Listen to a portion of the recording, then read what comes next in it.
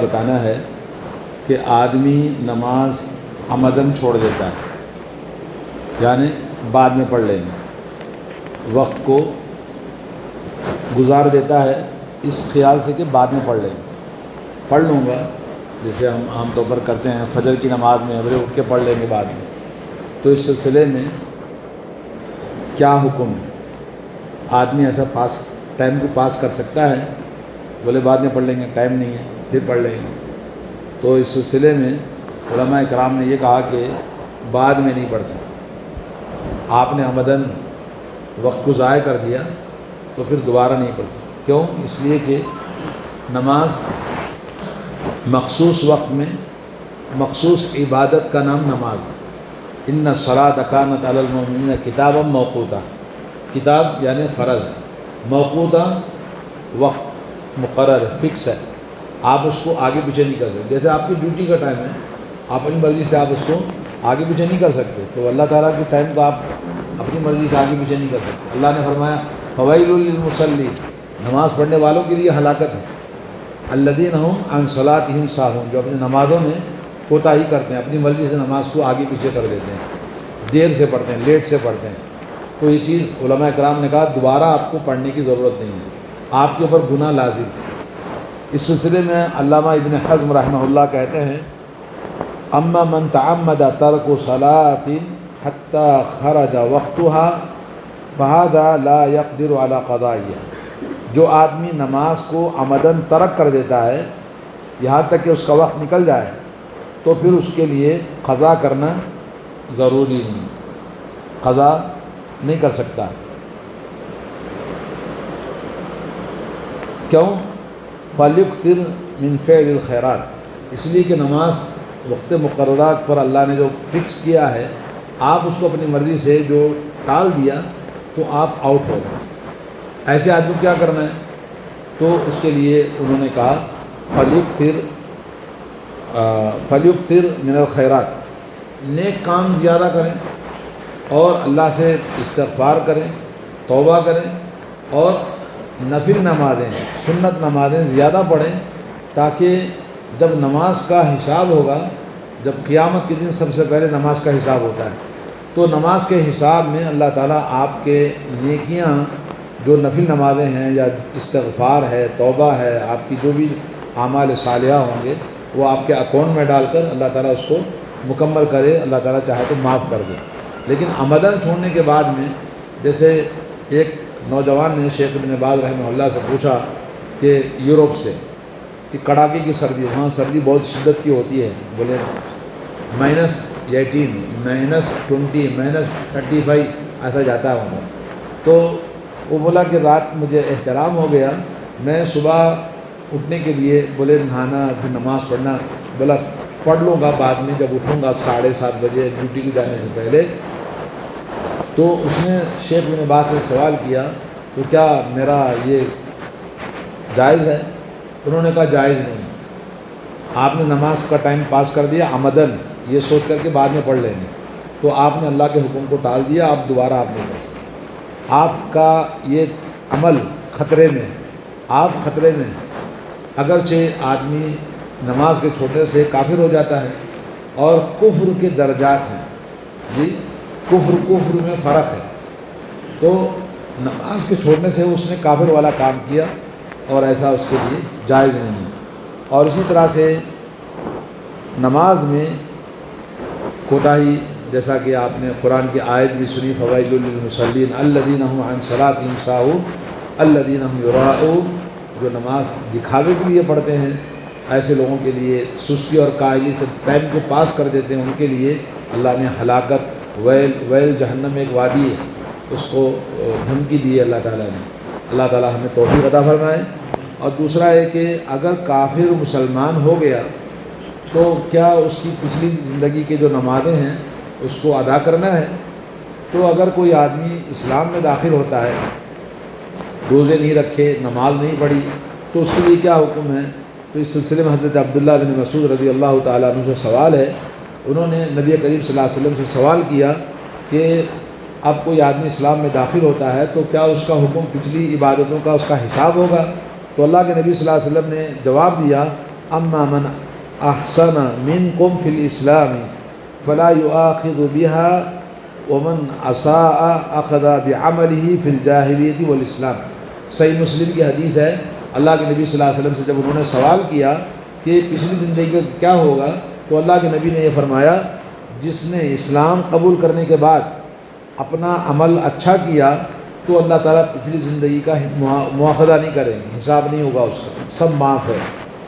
اگر اسلام میں داخل ہونے کے بعد اس نے پھر جیسے آج مسلمانوں کی زندگی ہے، چھوڑا پڑا مرضی میں جیسے آیا اسلام پر چلتا ہے، اگر اسلام کو برا کیا، اپنے اسلام کو گندا کیا، تو اللہ تعالیٰ اس کی زمانے جاہلیت کا بھی حساب لیں گے، اور نماز یا دوسری عبادتیں جو دین میں داخل ہونے کے بعد اس نے کوتاہی کی ہے اس کا بھی حساب لیں گے، یعنی پچھلا بھی حساب ہوگا، اب کا بھی حساب ہوگا۔ ومن عمل صالحا، جیسے سورہ فرقان میں اللہ نے کہا کہ آدمی ایمان لایا، عمل صالح کیا تو اللہ تبارک و تعالیٰ اس کی برائیوں کو بھی نیکیوں میں بدل دیتا ہے۔ عمل صالح اور ایمان، عقیدہ توحید اور ایمان کے ساتھ ایمان کے جو تقاضے ہیں، 5 وقت کی نماز پڑھنا ہے، تو اللہ تبارک و تعالیٰ پچھلی زندگی کو معاف کر دیتا ہے، اور گناہ جیسے اللہ کے نبی صلی اللہ علیہ وسلم کی حدیث ہے الصلوات الخمس، 5 وقت کی نمازیں، اور الجمعۃ الی الجمعہ ورمضان الی رمضان، 5 وقت کی نمازیں، ایک جمعہ سے دوسری جمعہ کی نماز کا اہتمام کرنا، رمضان کا اہتمام کرنا، یہ کیا ہے؟ درمیان کے کفارۃ لما بینہم، ان کے درمیان کے گناہوں کو اللہ تعالیٰ معاف کر دیتا ہے۔ تو آدمی کو نماز میں کوتاہی نہیں کرنا چاہیے۔ اگر اسلام میں داخل ہو کر پھر وہ جیسے بہت سارے لوگ پرانے مسلمانوں کی جو عادات و اطوار ہیں ویسے ہی وہ ایک پرانا مسلمان جیسا بن گیا تو پچھلا بھی حساب ہوگا، اب کا بھی حساب ہوگا۔ اور تیسری بات ہے نماز کی اہمیت۔ نماز کی اہمیت زندگی میں سب سے زیادہ مسلمان کو توحید کے بعد ہونا چاہیے۔ اللہ کے نبی صلی اللہ علیہ وسلم سے حضرت انس بن مالک رضی اللہ تعالیٰ عنہ کہتے ہیں اللہ تعالیٰ کے پاس اللہ کے نبی جب گئے آسمان میں، اور آپ کو اللہ تعالیٰ نے کیا دیا؟ 5 نمازیں دی، اور یہ نمازیں کتنی تھیں؟ 50۔ لا یبدل القول لدی، اللہ نے کہا میرا جب فیصلہ ہو گیا تو یہ میری بات بدلتی نہیں ہے۔ اللہ کی مہربانی کہ اللہ نے 50 کو 5 کر دیا، لیکن 50 نمازوں کا ثواب اللہ نے رکھا ہے۔ اگر کوئی آدمی 5 وقت کی نماز پڑھتا ہے تو اس کا ثواب کتنا ملتا ہے؟ مکمل 50 نمازوں کا ثواب ملتا ہے، گویا ایک نماز 10 نمازوں کے برابر ہے۔ من جاء بالحسنۃ فلہ عشر امثالها، دوسری جگہ قرآن میں اللہ نے فرمایا اگر کوئی آدمی نیکی کرتا ہے تو ایک نیکی کا بدلہ 10 ہے، اور انسان کے اخلاص پر اس کا درجہ اور بھی بڑھ سکتا ہے، جتنا اس کے اندر اخلاص ہوگا، للہیت ہوگی، خلوص کے ساتھ، دل کے ساتھ اللہ کے لیے کرے، دکھاوا ریاکاری نہ ہو تو نیکیاں اور بڑھ جاتی ہیں۔ تو اس طرح سے آدمی ایک ہی صف میں کھڑے ہو کے نماز پڑھتا ہے، مگر نماز کی ڈگری ہر ایک کی الگ الگ ہو جاتی ہے اس کے دل کی کیفیت کی وجہ سے۔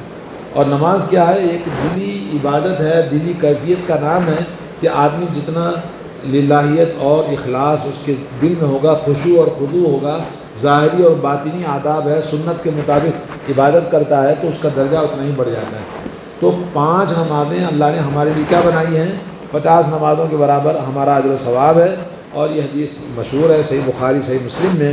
اسی طرح سے طلحہ بن عبید اللہ رضی اللہ تعالیٰ عنہ کہتے ہیں کہ ایک مرتبہ ہم نبی کی مجلس میں بیٹھے ہوئے تھے، ایک دیہاتی اہل نجد کا آیا، نجد کا ایک علاقہ ہے، تو وہاں سے ایک شخص آیا اور نبی علیہ الصلوۃ والسلام سے ایسی بات کر رہا تھا جس سے ہمیں اس کے بھنبھناہٹ معلوم ہو رہی تھی، یعنی بات سمجھ میں نہیں آ رہی تھی، لیکن نبی سے کچھ سوال کر رہا تھا، اسلام کے بارے میں سوال کر رہا تھا، اعمال کے بارے میں سوال کر رہا تھا۔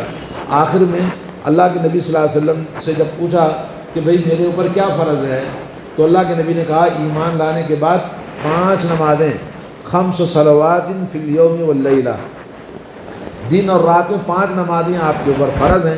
وقال هل علی غیرہن، اس کے علاوہ بھی کوئی اور میرے اوپر نمازیں ہیں؟ اللہ کے نبی صلی اللہ علیہ وسلم نے فرمایا الا ان تطوع، اگر آپ چاہیں تو نفل نمازیں پڑھیں۔ یہ صحیح بخاری صحیح مسلم کی حدیث ہے۔ تو اس طرح سے اللہ کے نبی نے اس کو فرض چیزیں بتائی۔ اس نے پوچھا روزے کے بارے میں، آپ نے کہا رمضان کے روزے فرض ہیں، آپ نے کہا حج فرض ہے، لیکن نفلی عبادتیں چاہے تو کرو چاہے تو مت کرو۔ معلوم یہ ہوا کہ اگر کوئی آدمی فرض کے اندر کوتاہی کرتا ہے تو گنہگار ہے، اگر نفلی عبادتوں میں کوتاہی کرتا ہے تو اللہ اس کو معاف کر دیتا ہے۔